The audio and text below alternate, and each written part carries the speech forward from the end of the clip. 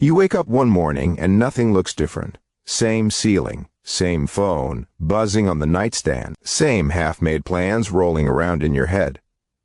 You still have work to do, messages to answer, maybe bills coming up. On the surface, it's just another day. And yet, quietly, something fundamental has shifted because your net worth has crossed $250,000. Not as a pile of cash sitting neatly somewhere, not as a dramatic moment where fireworks go off. It's scattered. Some savings here, some investments there, maybe retirement accounts you rarely look at, maybe equity tied up in a home. It didn't arrive all at once. It snuck up on you, slowly, almost politely. And that's why most people miss how important this moment actually is. No one tells you that this number matters. There's no notification, no ceremony, no voice saying, hey, you've just entered a new phase of your financial life. Most people walk right past it without realizing anything changed at all. But something did change. Not your lifestyle, not your personality. The rules changed. For a long time, money probably felt fragile. Even when you were doing okay, it still felt like one wrong move could knock things over. One bad month. One unexpected expense. One job issue. You weren't broke, but you weren't calm either. Money stayed loud in your head. Always present. Always something to manage. I think about this kind of stuff a lot.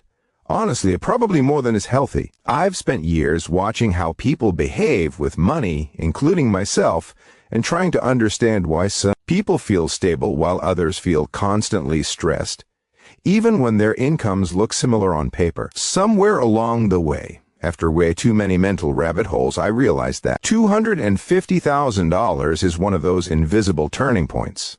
It doesn't make you rich. It doesn't mean you've made it. But it does change the way money behaves in your life, the way decisions feel, the way pressure shows up or starts to fade. And once you understand what's happening, you stop chasing the wrong things. You stop panicking about the wrong problems. You start playing a completely different game, even if your life looks the same from the outside. Before this point, progress feels very hands-on.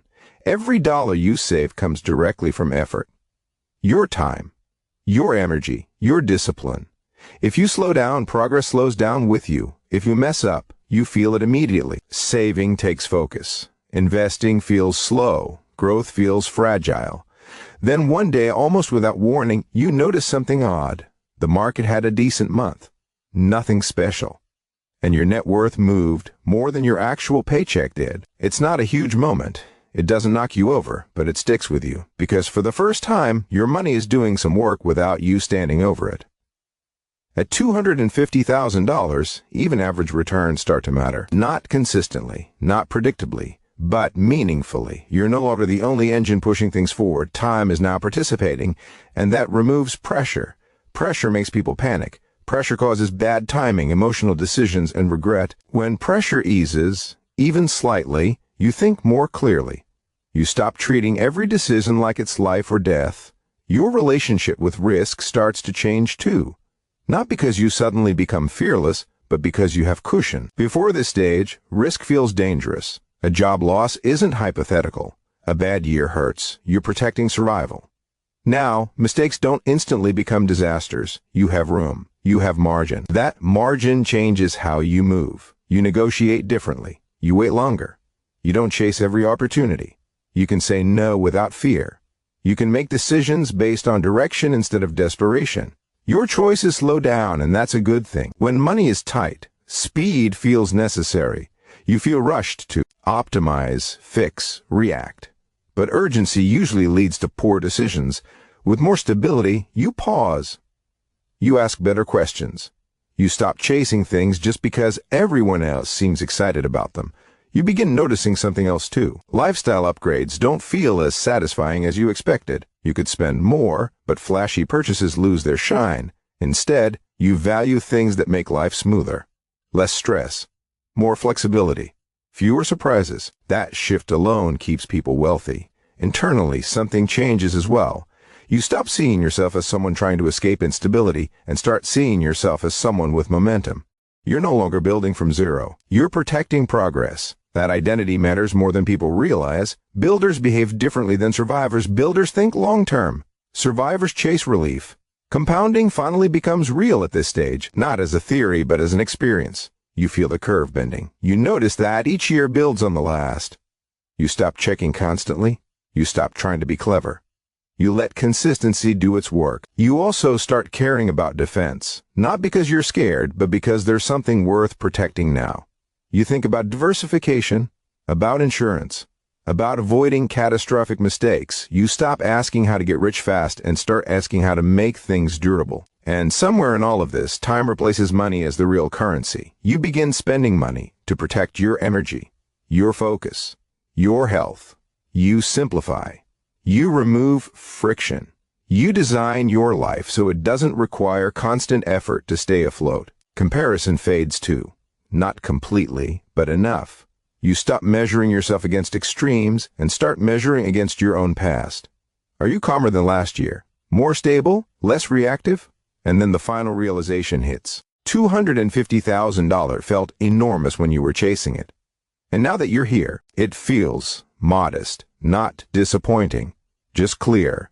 This isn't the finish line. It's the base. From here, things can accelerate quietly if you stay consistent, but only if you don't sabotage yourself by thinking you need to do something dramatic.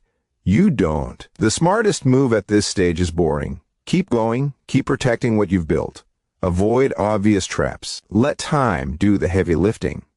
There's no applause for this moment, no viral post, no celebration, but it's one of the most important financial thresholds most people will ever cross because it's where effort turns into momentum, anxiety turns into strategy, and survival turns into stability. If you're already here, take a moment and acknowledge it. You've done something meaningful. If you're not here yet, know this: the climb gets easier once you arrive. You don't need to rush. You don't need to prove anything. And here's the part nobody really warns you about. Once you're in this phase, the biggest risk isn't failure anymore. It's impatience. It's boredom. It's that quiet voice that starts whispering, "Is this all?" Because growth now feels slower, even though it's actually accelerating underneath the surface. Saving your first $10,000 felt huge. Reaching $50,000 felt unreal. $100,000 felt like proof you weren't imagining things. But once you cross $250,000, the milestones get quieter. The numbers move more, but they feel less dramatic. And that can mess with your head if you're not careful. This is where people do strange things. They start tinkering too much. They chase complexity. They assume boredom means stagnation. They forget that boring is often the sound of things working exactly as they should. You might notice yourself scrolling more, reading about exotic investments, wondering if you should be doing something smarter, something more aggressive, something that makes you feel like you're progressing again. But here's the truth. The real progress now is happening slowly and visibly while you're living your life. And the most dangerous thing you can do is interrupt it just to feel busy. Another thing changes too. Your definition of success softens. It becomes less about proving something and more about protecting peace. You stop wanting money to impress anyone. You want it to support you, to make your life quieter, to make problems smaller. You start realizing that freedom doesn't arrive all at once. It arrives in fragments, in moments where you say no without stress, in weeks where nothing financially urgent happens, in decisions that feel calm instead of rushed. You also begin to understand that wealth isn't about how fast you grow, it's about how rarely you fall backward. Avoiding big mistakes becomes more important than chasing big wins. But the doubts change. They're less about survival and more about direction. Less panic, more curiosity. Less fear, more responsibility. And quietly, without any announcement, you cross another invisible line. Money stops being the center of your emotional life. It becomes a background system. Important, yes, but no longer dominating every thought. That's the real gift of this stage. Not luxury, not status, not freedom in the dramatic sense, but mental space, the ability to breathe, the ability to think longer term, the ability to trust yourself. If you're here right now, resist the urge to rush ahead mentally. Don't skip over this phase trying to imagine the next number. Let this one do its work. Let momentum build. Let consistency become boring. And if you're still working toward it, understand this. The hardest part is not earning more or investing better. The hardest part is staying patient long enough for compounding to stop feeling imaginary. Once it becomes real, everything changes quietly. You don't need to overhaul your life. You don't need to chase extremes. You don't need to prove anything to anyone. Just keep showing up. Keep protecting what you've built. Keep choosing stability over ego. That's how $250,000 turns into something much bigger. And there's one more layer of this that almost nobody talks about, mostly because it's hard to explain unless you've felt it yourself. At this stage, money stops being something you're actively chasing and starts becoming something you're quietly managing. That sounds small, but it's a massive psychological shift. When you're chasing, your mind is always ahead of your life. You're constantly thinking about the next raise, the next milestone, the next breakthrough that's supposed to make everything feel okay. Your present never quite feels sufficient. You're always slightly unsatisfied, even on good days. But once you've built $250,000 of net worth, the present starts to feel more solid. Not perfect, just stable enough. And stability is underrated until you don't have to fight for it anymore. You begin to notice how much energy you used to spend worrying, not even actively worrying, just background anxiety, that low-level hum that followed you everywhere. And now, it's quieter. Still there sometimes, but quiet. That mental quiet changes how you relate to everything else. Work feels different. You're less reactive to bad days. A rough meeting doesn't spiral into existential dread. You don't tie every inconvenience to your financial future anymore. You're able to separate short-term noise from long-term direction. And oddly enough, this makes you better at earning too. People underestimate how much money is lost to emotional decisions, just as much as capital does. You might even notice your ambition changing shape. Not shrinking, but refining. Instead of wanting more, you want better. Better use of time, better alignment, better days. You start asking yourself questions that have nothing to do with numbers. What pace can I sustain for decades, not just a few intense years? This is where money becomes a tool instead of a scoreboard. And that's dangerous territory in a good way. Because once you stop using money to measure your worth, you stop letting it control your mood. You're no longer emotionally over-leveraged. A market dip doesn't ruin your week. A surprise expense doesn't trigger shame. You've built resilience, not just wealth. You also become more honest with yourself. You can admit what you actually value instead of what you think you should value. Maybe you realize you don't care about luxury cars, or fancy watches, or proving anything. Money finally has enough distance from your ego that you can see it clearly. And here's the strange part. From the outside, it may not look like much has changed. You might live in the same place, drive the same car, wear the same clothes, but internally, you're operating from a completely different foundation. You're no longer fragile. Those qualities matter far more than people realize. This is why so many people who reach this point quietly go on to build much more, while others stall or even regress. The difference isn't intelligence or opportunity. It's behavior. It's whether they respect the stage they're in or try to skip ahead. Because here's the truth most people miss. $250,000 isn't powerful because of what it buys. It's powerful because of what it allows. Time, patience, margin, perspective. If you treat it like a finish line, you'll lose its power. If you treat it like a launch pad, you'll multiply it. So slow down. Let the boredom happen. Let the quiet wins accumulate. Let your life feel less dramatic. That's not stagnation. That's stability taking root. And over time, without you forcing anything, you'll look back and realize something else shifted too. You stopped needing money to validate your decisions. You trusted your process. You trusted yourself. That's when real wealth starts growing. Another subtle thing happens around this point, and it sneaks up on you if you're not paying attention. You start realizing how much of your earlier financial stress was never actually about money. It was about uncertainty, about not knowing how bad things could get if something went wrong, about not knowing whether you had enough runway to recover from a mistake. Now, with $250,000 behind you, that uncertainty softens. You don't know the future, but you know you're not one bad decision away from disaster. And that knowledge alone relaxes your nervous system in ways that are hard to put into words. You breathe differently. You sleep a little better. You don't refresh your bank app as often. You trust that even if something doesn't work out, you have time to course correct. That trust changes how you show up in the world. And ironically, that makes people respect you more. Calm is persuasive. Stability is attractive. People sense when you're not desperate, even if they can't explain why. You may notice that your relationship with work shifts too. Not in a dramatic I quit my job way, but in a quieter, more grounded way. Work stops feeling like a lifeline and starts feeling like a partnership. You're contributing, not clinging. You're choosing, not surviving. And when work becomes a choice instead of a necessity, you do better work. You speak more honestly. You protect your energy. That often leads to better opportunities even though you weren't chasing them. This is one of the great paradoxes of money. The less you need it urgently, the easier it becomes to grow. You also become more selective with information. Earlier, you probably consumed everything. Podcasts, tweets, videos, advice from people who sounded confident. You were hungry for guidance, for shortcuts, for reassurance that you were doing the right thing. Now, you filter more aggressively.